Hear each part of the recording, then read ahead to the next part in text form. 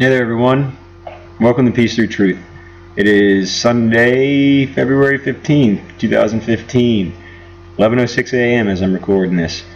I want to do a couple videos today if I can, so I'm going to try to just get through it as quickly as possible.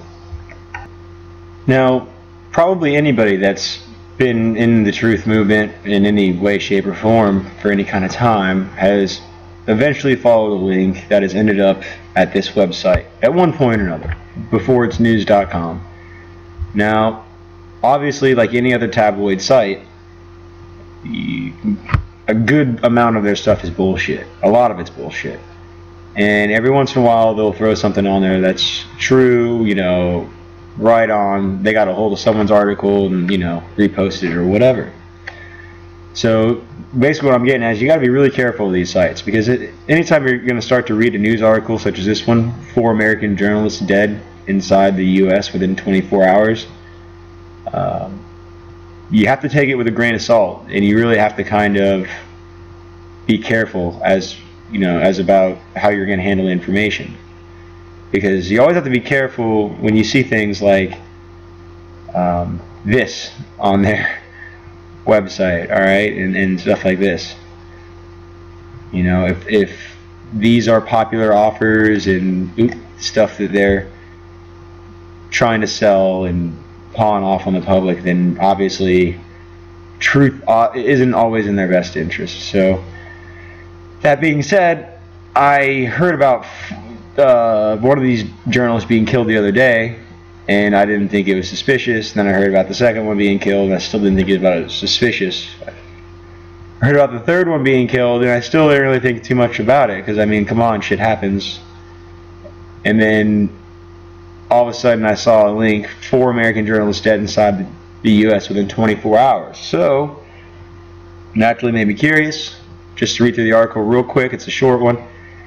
It says, Ned Colt of NBC dropped dead of a stroke yesterday. He was supposedly kidnapped during the Iraq War for several days, then freed. Bob Simon of CBS died in a car crash yesterday. He was supposedly kidnapped, held captive for 40 days in an Iraq jail. David Carr, New York Times, just died suddenly after interviewing Edward Snowden, and had just come out against Brian Williams on NBC while on CBS, calling Williams out for lying about being shot down in the Iraq War. And then this last one, Bob Hager, the NBC aviation expert, now has a head-on crash. And of course Brian Williams is off the air for lying about the Iraq War. 4 journalists dead within 24 hours here in the United States, not a war zone. Do they know something that we do not know? Is there a current campaign to silence the truth? Good connection of the dots here. I wonder what they all had in common. I mean, come on. Other than being government mouthpiece bigwigs. Maybe it's just a sad time for journalism. Maybe it's something more. After all, we are all on the cusp of being at war in Iraq yet again. So, despite the typos and everything, I suck at typing. I know how to spell most of these words, but I don't get it right all the time. Obviously, they didn't spell check before they posted their article, so their editor kind of sucks. But obviously, 4 journalists dead in 24 hours is suspicious. Even if it was 48 hours, would be suspicious. Now, obviously, old guy, and anybody can have a heart attack. So you got to figure 3 out of the 4. Whatever, the 4th one, come on. So I started looking into it. Ned Colt, it says right here. I did a quick Bing search. I don't know why I prefer Bing over Google. I hate them all, but just got to use one. And Zeekly, I'm sorry, I want to get on board with Zeekly, but my computer will not let me use Zeekly. It just, Zeekly sucks for some reason on my computer. So no offense, Jeffrey Sisk.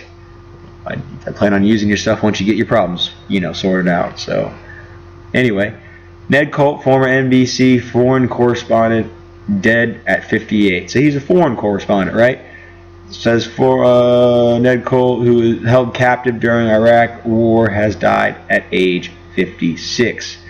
Now, obviously, we don't believe this guy was actually held captive after all these fake hostage situations and whatnot, you know.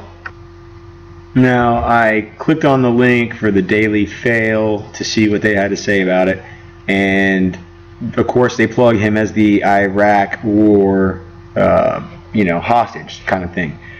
Former NBC News reporter Ned Colt, who was held captive during the Iraq War, has died at age 56. And they repeat that like several times throughout this little article here, that was his main, that was, I guess, his most prominent thing, was that he was held captive in Iraq. So looking at this today, I have to look back and think, but obviously their technology wasn't as good back then, so this probably wasn't a blue screen. They were using blue screen back then. But it makes me wonder if that was blue screen. The quality of the broadcast and everything were so shitty back then that they could get away with a lot, some stuff. But anyway, moving on. And the next guy that I came to that was in this article, as they listed, was Bob Simon. So I went to Bob Simon. And it says here, first thing in the Bing search, the New York City Medical Examiner said Friday that Bob Simon died from blunt force. What? Anytime you read someone dying from blunt force, you think foul play, right? So I clicked on that, and then it says here from this MSN article, death of CBS correspondent Bob Simon ruled an accident. Naturally, New York, an autopsy has ruled the death of 60 Minutes correspondent Bob Simon to be an accident. The New York City Medical Examiner says Friday that Simon died from blunt force injuries to his head. I'm sorry, I'm not laughing because I think that's funny. It's not. Torso and extremities, and had fractures. Police say Simon was not wearing a seatbelt Wednesday night when the car he was riding in collided with another vehicle on the West Side Highway in Manhattan. The law does not require livery car passengers to wear seatbelts. Okay, I've never actually read that word before. I apologize. Authorities tell CBS that Simon was thrown from the back seat to the front of the car. The driver suffered leg and arm injuries. The other driver was uninjured. Simon was among a handful of elite journalists to cover most major overseas conflicts and news stories since the late 1960s. Alright, so again, another journalist that covered overseas conflicts since the 60s, this guy. Moving on. Oh, before I do, I just wanted to say that the head-on collision thing seems to be a popular way for people in interesting places to perish. Car accidents seem to be, one of those things that just conveniently happen. So I got to number 3 here on their list. I got through Ned Colt, through Bob Simon, and I came to David Carr. Bing, David Carr. And it says here, New York Times journalist David Carr dies at 58. The columnist collapsed in the Times newsroom Thursday, where he was found shortly before 9 p.m. He was taken to St. Luke's Roosevelt Hospital, where he was pronounced dead. The cause had not been determined. Mr. Carr also survived cancer and stroke. Okay, so just died in the newsroom, and he could have been there for hours. So no one really knows how he died. Could have been a heart attack. I think they're saying it was a stroke, I believe. I think that was the last. I read a couple other articles, but nothing really stuck out other than the fact that he was found dead and no one really saw him die. So check. 3 guys confirmed dead gets me back to the last guy. And the reason why I'm doing this is because you can't just take an article's word for it that these guys are dead. You actually have to kind of do some digging. So I looked for Bob Hager, and I binged Bob Hager, and there was nothing on him in the last couple of days. Actually, I found out there's an adult movie star named Bob Hager. Didn't know that. Could certainly have lived without it. And so I had to bing, did journalist Bob Hager die? didn't get anything. I got stuff on all the other deaths. Bob Simon, I got David Carr on, you know, just because journalists did journalists die, you know, all the other three guys are popping up. So that was suspicious to me, obviously. We got, before it's news, saying 4 American journalists dead inside the U.S. within 24 hours. You know, and then 3 of them, yeah, are confirmed, but this last guy, according to a Bing search, nothing. I Google searched it, I didn't get anything. So I went to Robert Hagel's Wikipedia, and I'll have to paraphrase and just glaze over this to fit within my 15 minutes, but it does say here that he actually started broadcasting back in June of 1969, covering the Vietnam War, which would be great if you're, you know, involved in Operation Mockingbird. He was a regular correspondent for the NBC Nightly News for 35 years. His career, he graduated in Dartmouth in '60. He did some local stuff in Raleigh. He went to Washington. He started out his career as a foreign correspondent in June 1969, reporting on the Vietnam War. He was soon assigned to NBC's Berlin bureau, where he continued covering other foreign trouble spots, including the overthrow of the Iranian Shah in 1978 and the 1989 invasion of Panama.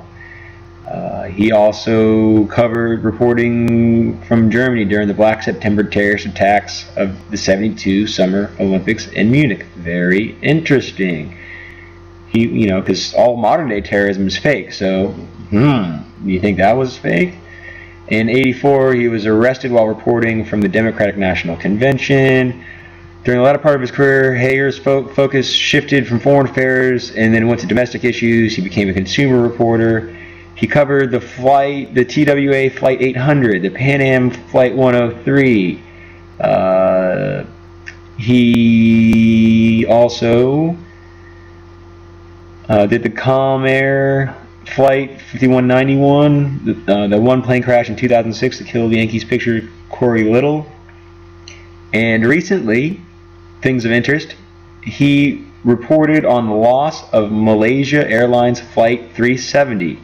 Hager returned to the air again July 2014 on MSNBC to provide his expertise and commentary on the shootdown of Malaysia Airlines Flight 17.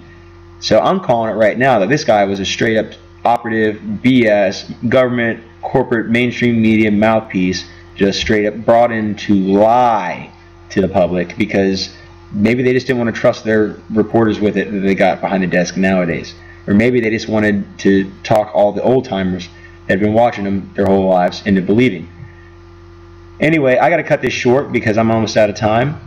He has a daughter that is a general assignment reporter at Boston's, some affiliate in Boston. Another one that's a CEO of a company in New York. And another one that's a lawyer for General Electric, a company that provided material and support for the hoax at Sandy Hook. They provided things like walkie-talkies and whatnot, and all kinds of other support for the hoax. They probably even paid for the damn sandwiches. Anyway, moving on. I eventually came to this website, which I've never been to before, and it says longtime NBC News correspondent Bob Hager was involved in a head-on collision near his home in Vermont. Thursday, Hager was uninjured. His wife, Honor, was hospitalized with a back and neck injuries. Where another car crossed the center line and hit Hager's car head-on. That's the gist of it. All right, so he was hit by a head-on collision. So that's fishy. Now, what I want to get to is essentially two things. First of all, we just can't trust other people's work. We always have to investigate, you know, and make our own opinion on things. For instance, this guy that reported to Before It's News, this article, that they report the 4 American journalists are dead, whereas over here, this website is reporting that 3 journalists are dead and he survived a crash. So it's really important to do your own research to help us put out accurate information consistently. And the second thing I want to bring up is the fact that this really reminds me of the book by Ayn Rand, Atlas Shrugged. Now, if you're not a book person, they've got the full audio book on YouTube right here, and they've got the low-budget movie that they made to kind of brush the story under the rug right here. So anyway, check it out, guys, and take care. Thank you for your time.